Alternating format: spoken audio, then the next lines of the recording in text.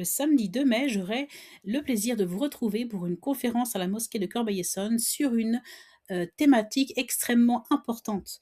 Comprendre et revendiquer ses droits féminins avec sagesse. Mes sœurs, ce thème est extrêmement important et c'est pourquoi nous allons le traiter de façon complète, Inch'Allah.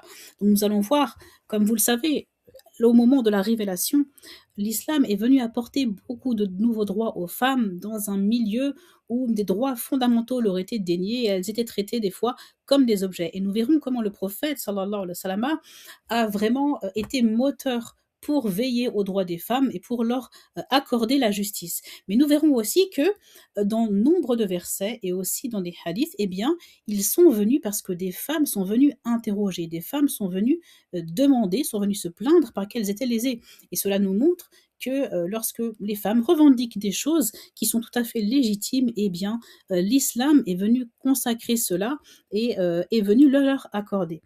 Mais l'islam aussi étant un système parfait et complet, il a responsabilisé les femmes, hein, à l'époque des sahabiyates. Lorsque certaines dépassaient les limites, eh bien, le Coran, la Sunna le leur rappelait. Puisque à chaque fois qu'il y a des droits, il y a aussi en face des devoirs. Nous verrons qu'il y a une insistance, par exemple, particulière sur les droits du mari, parce que des femmes ne respectaient pas les droits-là à cette époque. Et donc, autant l'islam leur a apporté de nouveaux droits, autant il les a responsabilisés sur leurs propres devoirs. Et nous verrons aussi un aspect important à traiter qui est l'éthique que nous devons conduire. Lorsque nous revendiquons des choses aujourd'hui dans notre société, à notre époque, il y a beaucoup de revendications diverses et variées.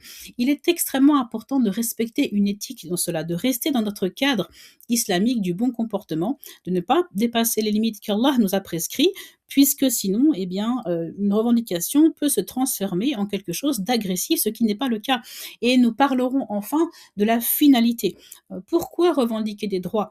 Eh bien, pour arriver à ce but qui est de vivre en harmonie les uns avec les autres. Ce n'est pas d'entretenir une guerre des sexes perpétuelle, c'est de pouvoir réaliser ce verset. Les croyants et les croyantes sont alliés les uns les autres, pouvoir vivre en paix dans nos foyers, réussir nos mariages, maintenir nos mariages et pouvoir vivre en paix et de façon fructueuse dans la société.